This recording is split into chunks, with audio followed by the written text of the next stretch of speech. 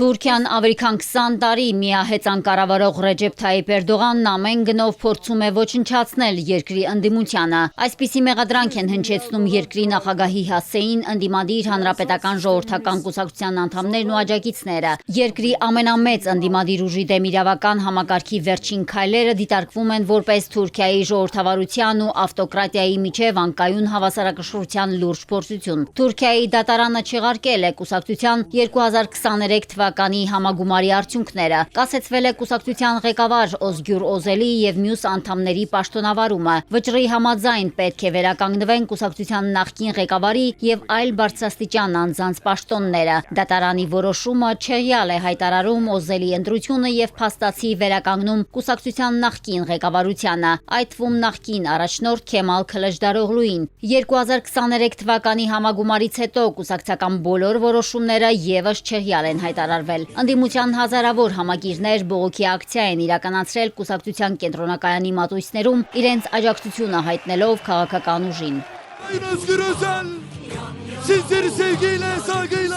Դատարանի որոշումից հետո Օզգյուր Օզելը դիմել է համակիրներին։ Այս պահից սկսած, քանի դեռ վտանգը չի անցել ու չի որոշվել, թե ով է ղեկավարելու հանրապետական ժողովրդական կուսակցությունը, ես կլինեմ այս շենքում, իմ գրասենյակում, ես ոչ միտեղ չեմ գնալու։ Որոշումը պետք է կայացնի ոչ թե իշխող կուսակցության դատական համակարգը, այլ կրկին մեր կուսակցության անդամները։ Այսօր մեր կուսակցության դեմ հեղաշրջման փորձ է արվել, որպեսզի քաղաքական ուժն իշխանության չգա ու շարունակվեն Էրդողանի կուսակցության մութ կարգերը, ասել է Օզելը։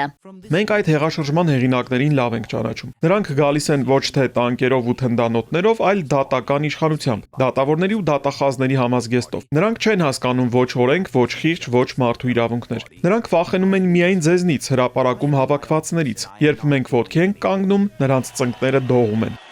Ընդդիմադիր ուժի ղեկավարը պայքարի ու դիմադրության կոչ է արել, որպեսզի Թուրքիայում ավարտվեն աղքատությունը, սովը, գործազրկությունը, որպեսզի արդարություն եւ զարգացում կուսակցությունը հեռանա։ Ընդդիմադիրները հայտարարել են դատական ակտը բողոքարկելու մտադրության մասին։ Դատարանի որոշումը բուռն արձագանք է առաջացրել ամբողջ Թուրքիայում, խորացնելով քաղաքական լարվածությունը։ Ընդդիմության կողմնակիցներն իշխանությանը մեղադրում են ժողովրդավարական ինստիտուտներն ու դատարանների անկախությունը ոտնահարելու համար։ Այս որոշումը հակաժողովրդական է, սա պարզապես ֆաշիզմ է։ Սա ֆաշիստական պետություն է, մենք կպայքարենք դրա դեմ։ Մենք հասել ենք այնտեղ, որտեղ արդարադատությունն ավարտվում է։ Ես 71 տարեկան եմ եւ շատ եմ պայքարել, տեսել եմ շատ շարժումներ, սակայն հանրապետության պատմության մեջ նման չար ու վնասակար նախագահի չեմ հանդիպել։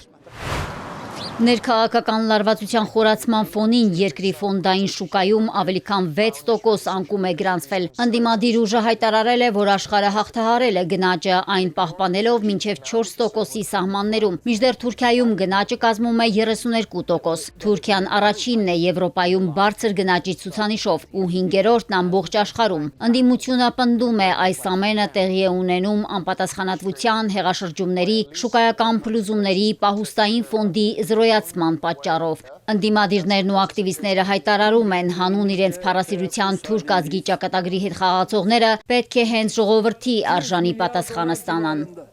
Մարիկ Օստանյան, Էպիկենտրոն։